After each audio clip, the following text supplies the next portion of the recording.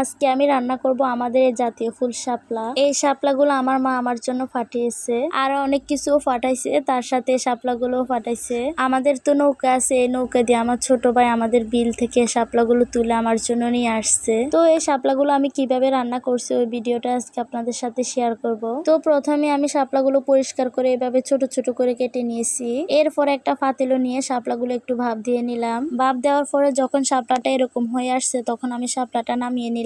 এরপরে ভাপ দেওয়া শাপলাটা আমি ছেঁকে নিলাম। এখান দিয়ে আবার শাপলা দিয়ে যে মাছগুলো রান্না করব ওই মাছগুলো আমি ভেজে নিচ্ছি। মাছগুলো ভাজা হয়ে গেলে এরপরে আমি মাছগুলো নামিয়ে এখান দিয়ে আমি শাপলা রান্না করার জন্য একটা পাতিল বসিয়ে দিলাম।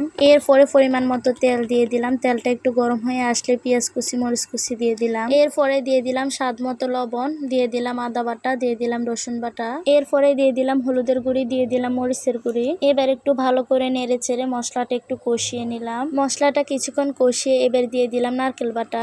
নারকেল বাটা দিয়ে শাপলা রান্না করলে অনেক বেশি মজা হয়। আমার মতো কে কে এভাবে নারকেল বাটা দিয়ে শাপলা রান্না করেন কমেন্টস করে জানাবেন। নারকেল বাটা দিয়ে শাপলাটা রান্না করলে স্বাদটা দ্বিগুণ বেড়ে যায়। তো নারকেলটা দিয়েও আমি মশলাটা কিছুক্ষণ কষিয়ে নিলাম। এরপরে ভাপ দেওয়া শাপলাটা দিয়ে দিলাম। এবার শাপলাটাকে আস্তে আস্তে করে একটু নেড়ে ছেড়ে দিলাম। বেশি জোরে নাড়াচাড়া করলে তো শাপলাটা ভর্তা ভর্তা হয়ে যাবে, সেই জন্য একটু আস্তে আস্তে করে দিচ্ছি।